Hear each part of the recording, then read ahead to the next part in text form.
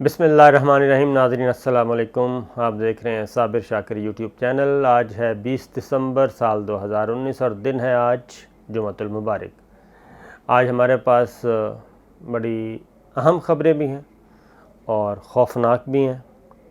اور وہ خوفناک خبریں کہ ہوتے ہوتے رہ گئیں، اور اس میں کریڈٹ جاتا ہے جنرل قمر جاوید باجوہ صاحب کو اور وزیر اعظم عمران خان کو، ورنہ آج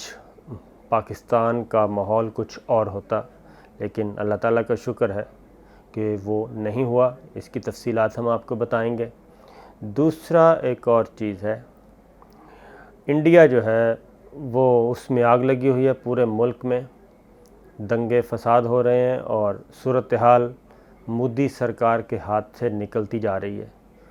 اور اس کے جواب میں اس سے بچنے کے لیے اس نے کیا کیا جی، میزائل لائن آف کنٹرول پہ پاکستان کی جانب لگا دیے ہیں۔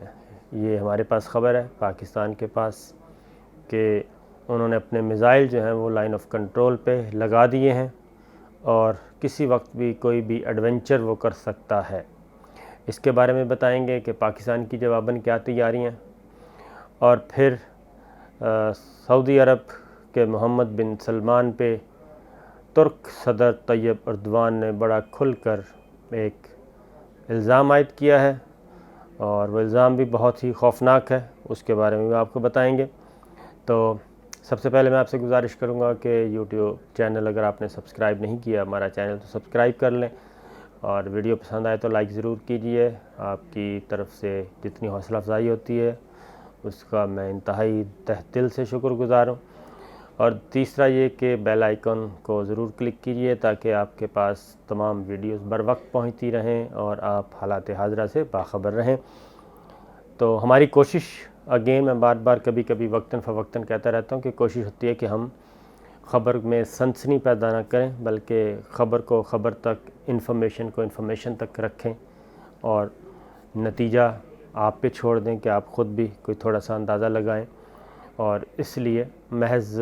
سنسنی پھیلانا مقصود نہیں ہوتا، بعض اوقات ایسی بڑی خبر ہوتی ہے جس کو روکا جاتا ہے کیونکہ اس سے بلا وجہ کی پریشانی ہوتی ہے اور کچھ نہیں۔ تو جناب، سب سے پہلے بات جو میں نے آپ سے کرنی تھی وہ یہ تھی کہ میں پورے وثوق سے کہہ رہا ہوں کہ پاکستان کا پورا جو یہ سسٹم ہے، جمہوری سسٹم، یہ ایٹ سٹیک تھا، خطرے میں آ گیا تھا، اور بس فیصلہ ہوتے ہوتے رہ گیا، ورنہ صورتحال بہت زیادہ انتہا کی کشیدہ ہو چکی تھی، اور وجہ بنی تھی پرویز مشرف کو جو تفصیلی فیصلہ دیا گیا۔ پرویز مشرف کو سزائے موت تو دی ہی گئی، لیکن جو اس میں ورڈنگ یوز کی گئی پیراگراف 66 میں، خاص طور پہ لاش کو گھسیٹنے کی اور اس کو 3 دن لٹکانے کی، اس کے بعد افواج پاکستان کے اندر بہت زیادہ شدید ترین اضطراب پیدا ہو گیا تھا، اور army chief general Qamar Javed Bajwa پہ پریشر اور کور کمانڈرز پہ پریشر بہت زیادہ آ گیا تھا کہ جناب اینف از اینف، بہت ہو گیا۔ اب میرا خیال ہے میں بتا رہا ہوں کہ انہوں نے کہا کہ اب 2 ہاتھ ہو جانے چاہیے، اور جس طریقے سے جوڈیشری کی طرف سے، اس طرح کے جوڈیشری کے کچھ صاحبان کی طرف سے جس طرح سے یہ سارا کچھ ہو رہا ہے، اس پہ اب ریئیکشن کا وقت آنا چاہیے۔ ایسے لگ رہا ہے کہ جیسے یہ انڈین کسی کورٹ کا فیصلہ ہے اور پاکستان کی کسی جرنیل کے خلاف ہے۔ یعنی میں آپ کو وثوق سے کہتا ہوں کہ اس بات پہ نہیں تھا اعتراض کہ یہ فیصلہ آنا تھا، یہ تو متوقع تھا فیصلہ، کیونکہ فیڈرل گورنمنٹ جو ہے وہ اس میں مدعی تھی، ریاست پاکستان اس میں مدعی تھی۔ وفاقی حکومت اسلامی جمہوریہ پاکستان، اگر آپ اس کا ٹائٹل دیکھیں تو اس میں اسلامی جمہوریہ پاکستان کی جو وفاقی حکومت ہے وہ اس کی کیس کی مدعی تھی۔ انہوں نے کمپلینٹ فائل کی تھی، ہائی ٹریزن کا مقدمہ تھا، اور اس میں 2 ہی سزائیں تھیں، ایک عمر قید اور ایک ڈیتھ سینٹنس۔ تیسرا یہ تھا کہ یہ اس کی ڈیٹیل میں نہیں جاتا، وہ آپ نے سن لیا پچھلی ویڈیوز میں، لیکن اصل چیز تھی کہ آخر کیا وجہ ہے کہ اتنی نفرت اور اتنی نفرت کا اظہار کیا گیا، انتقام کا اظہار کیا گیا سابق آرمی چیف، سابق صدر، اور سزائیں ہوتی رہتی ہیں اور سزائے موت بھی دی جاتی ہے ملزمان کو، مجرموں کو، بڑے بڑے مجرموں کو، لیکن جج ایسی ورڈنگ استعمال نہیں کرتے۔ اس پہ تھا جی ایچ کیو میں طویل ترین اجلاس ہوا، صلاح مشورہ ہوا، لیکن جنرل قمر جاوید باجوہ اور ان کے کچھ ساتھیوں نے صورتحال کو اس طرف نہیں جانے دیا کہ آج پھر ہمارے پاس کچھ بھی نہ ہوتا، نہ یہ جوڈیشری ہوتی، نہ یہ پارلیمنٹ ہوتی۔ آرمی چیف اور عمران خان، وزیر اعظم عمران خان اور آرمی چیف کی ٹیلی فون پہ گفتگو ہوئی۔ اس ٹیلی فون کی گفتگو میں کچھ چیزیں طے کی گئیں، دونوں نے تحمل سے ایک دوسرے کی بات سنی اور اس کا وے آؤٹ نکالنے کے لیے اتفاق ہوا، اور جو کنسرنز تھے وہ شیئر کیے گئے، جس کے بعد معاملہ کول ڈاؤن ہوا، ورنہ اب 24 گھنٹے ہو چکے ہوتے کہ یہاں پہ ترانے بجائے جا رہے ہوتے۔ تو لہٰذا آنے والے دنوں میں اب اس پہ ایک ڈیٹیل ڈسکشن ہوگی، ڈیٹیل پیپرز تیار کیے جائیں گے، اور اس قضیے کو بھی ہمیشہ کے لیے حل کرنے کی کوشش کی جائے گی تھرو لیجسلیشن، کیونکہ جب آپ کہتے ہیں کہ تمام ادارے اپنی حدود میں رہیں، اور جب یہ کہا جاتا ہے کہ افواج پاکستان کو پالیٹکس میں حصہ لینے کا کوئی حق حاصل نہیں ہے، آئین اس سے روکتا ہے، اور اسی طریقے سے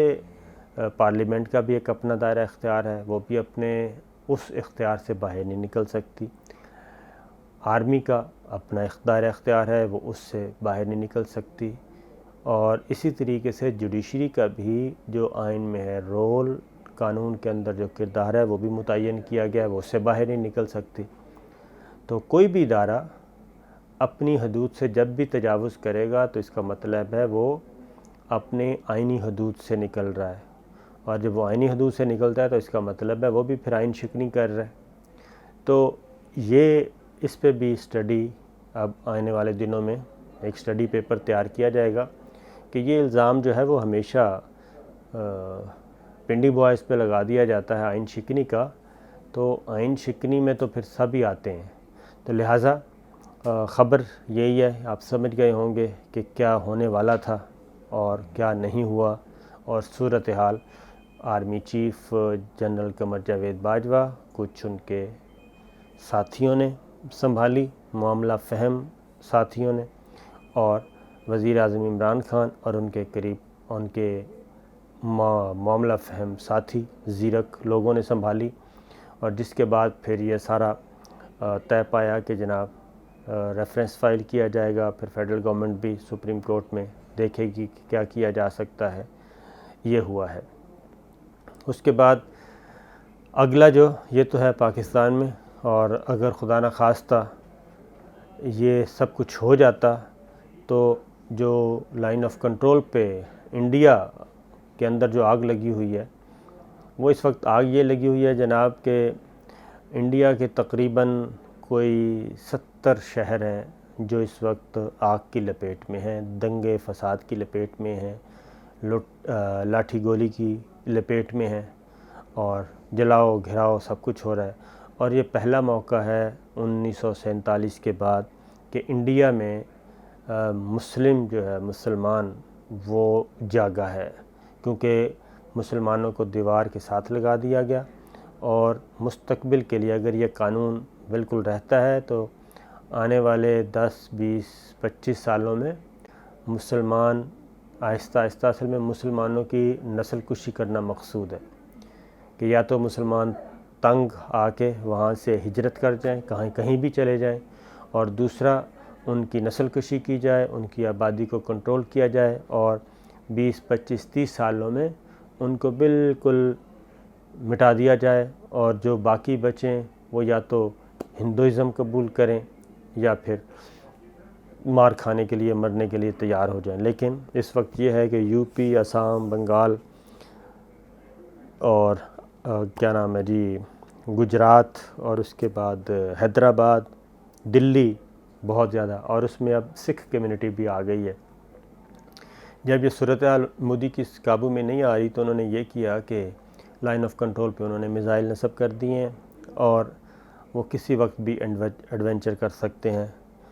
اور یہ پاکستان کے پاس انفارمیشن موجود ہے۔ اور جواباً پاکستان نے بھی اپنے بابر، نصر، غزالی، عبدالی، شاہین یہ میزائل تیار ہے۔ یہ میں آپ کو بتا دوں کہ پاکستان کی طرف اگر ایک میزائل آیا انڈیا سے تو پاکستان سے 10 میزائل فائر کیے جائیں گے۔ یہ رد عمل کا ریشو ہوگا، اس میں کوئی میں کہتا ہوں بالکل سوچنے والی کوئی بات نہیں ہے اس میں، اور زیرو ٹالرنس ہے انڈیا کی طرف سے۔ 27 فروری کو بھی یہ پریکٹیکل ہو چکا ہے، پاکستان جواب دے چکا ہے، لیکن 27 فروری کو بھی بھول جائے گا انڈیا اگر اس نے یہ حرکت کی، اور وہ کرنا چاہتا ہے، کیونکہ اس کے پاس کوئی آپشن نہیں ہے اس کے علاوہ کہ وہ پاکستان پہ اٹیک کرے اور یہ کہے کہ جناب پاکستان کی طرف سے حملہ ہوا ہے، لہذا پوری دنیا کی جو توجہ ہے وہ اس طرف آئے اور داخلی جو سچویشن ہے اس سے ہٹے، اور مسلمان اور وہاں کی اقلیتیں جو ہیں وہ مزید اسی صورتحال کا شکار ہو جائیں۔ لہٰذا یہ ایک مودی سرکار کا ہے، لیکن پاکستان نے بھرپور تیاری بھی کر لی ہے اور فیصلہ بھی کر لیا ہے۔ یہ میں آپ کو بتا رہا ہوں، اس میں کوئی دو رائے نہیں ہو سکتی۔ اس لیے اسی وجہ سے، انہی حالات کی وجہ سے یہ سارا جو رد عمل ہے اس کو کنٹرول کیا ہے افواج پاکستان نے بھی، اور وزیر اعظم عمران خان نے اس میں بہت زیادہ سپورٹ کیا ہے، جس کی وجہ سے یہ، ورنہ اپوزیشن، جوڈیشری سب صورتحال کو اسی طرف لے کے جا رہے تھے کہ کسی بھی طریقے سے ملک میں مارشل لاء لگے اور اس کے بعد ہم باہر جا کے رونا دھونا کر سکیں اور ہمارے سارے مقدمات جو ہیں وہ واپس ہوں اور نئے سرے سے گیم شروع ہو زیرو سے۔ تو لہٰذا یہ ایک پلان تھا، انٹرنل اور ایکسٹرنل تھریٹ بیک وقت کا، وہ ختم ہوا۔ اور جاتے جاتے میں بتا دوں کہ جی کوالالمپور سمٹ، طیب اردوان ترکی کے صدر، انہوں نے سارا بھانڈا پھوڑ دیا ہے، اور انہوں نے کہا ہے کہ سعودی عرب نے پاکستان پہ شدید ترین دباؤ ڈالا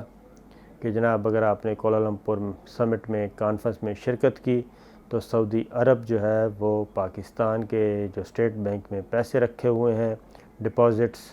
اس کو وڈرا کر لے گا، اور دوسرا یہ کہ پاکستان کی جو مین پاور افرادی قوت سعودی عرب میں جو کہ 10 لاکھ سے زیادہ ہے، 20 لاکھ بلکہ 2 ملین کہا جاتا ہے، وہ ساری کی ساری پاکستان کو واپس بھیجی جائے گی، اور اس کی جگہ پہ بنگلہ دیش اور انڈیا سے مین پاور منگوائی جائے گی۔ یہ 2 دھمکیاں بقول ترک صدر کے یہ پاکستان کو دی گئیں، جس کے بعد پاکستان نے یہ کوالالمپور سمٹ میں شرکت نہیں کی، لیکن ترک صدر نے یہ کہا کہ وہ پاکستان کی مجبوریوں کو سمجھتا ہے اور سعودی عرب کے رویے کو بھی سمجھتا ہے۔ اس کے باوجود پاکستان اور ترکی کے اسٹریٹجک تعلقات میں کوئی فرق نہیں آئے گا، اور انہوں نے کہا کہ وہ فروری میں پاکستان کا دورہ بھی کریں گے، اور ایک بردر ملک کے طور پہ ہی وہ پاکستان کو دیکھتے ہیں اور دیکھتے رہیں گے۔ لیکن انہوں نے کہا کہ یہ ایک سعودی عرب کا بلا وجہ کا ایک خوف تھا جو کہ نہیں ہونا چاہیے تھا۔ تو یہ ہے جناب، خبریں تھیں 3-4 آپ سے میں نے شیئر کی، باقی خبریں اگلی ویڈیو پہ۔